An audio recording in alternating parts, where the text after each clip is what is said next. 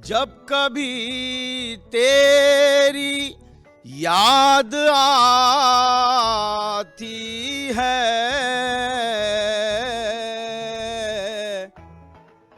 नींद आँखों से रूठ जाती है।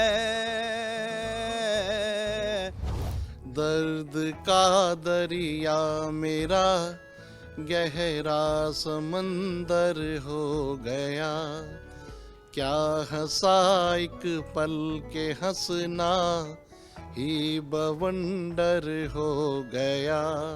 हमारा दिल नहीं एहसास का वो दरिया है कि जिसने प्यासों की महसूस की है तृष्णा लबी।